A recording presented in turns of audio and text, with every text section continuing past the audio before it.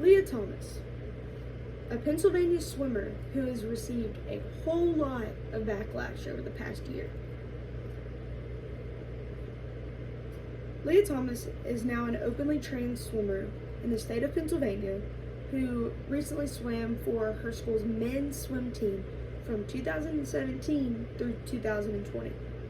Recently came out as trans and switched to the women's swim team and swam in the year of 2020 to 2021. Now, 12 and 10% don't seem like a lot, but to an athlete who races for times, it is a lot.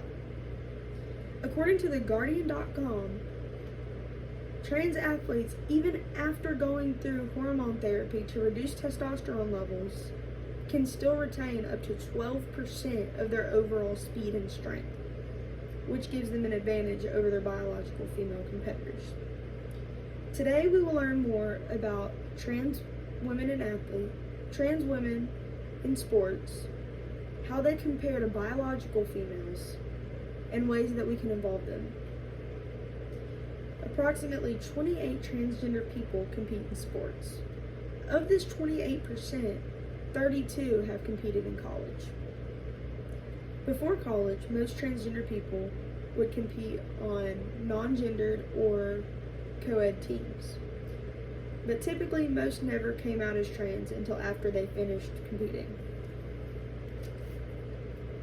One example of this is an athlete who is well known and is also now famous. This is Mr. Bruce Jenner. Now, Bruce Jenner is now known as Caitlyn Jenner, but before this, while still identifying as a male, he competed in the 1972 Olympics where he placed 10th. But it wasn't until the year of 2015 that he decided to come out as trans and begin the process of transitioning.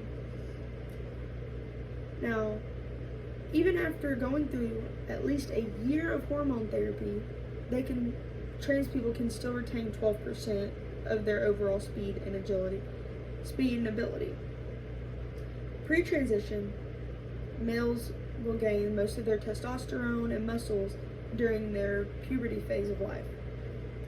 Leah Thomas did hormone therapy for 2.5 years and still had a 12% advantage over her biological female competitors, which makes it unfair for them in every competition that she competed against them. Now, there are ways for these athletes to be eligible to compete, but they are pushing the boundaries of discrimination a little bit. The ways that they can be eligible to compete are have their testosterone levels checked prior to gaining eligibility for their school or competition, or they can do it before any competition. They can have, and college rules committees can create regulations of what their levels are supposed to be to make it fair and have them closer down to the biological females' levels. Because as we know, biological females do not have high as testosterone as male competitors. Then the college committees need to set regulations, rules, guidelines of what is to happen if these transgender athletes were to fail their testing and if their levels were too high.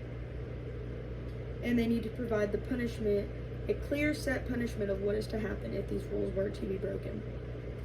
The main priority of each of these committees, such as the NCAA, NJCAA, and so forth, is to keep these competitions fair for every athlete involved.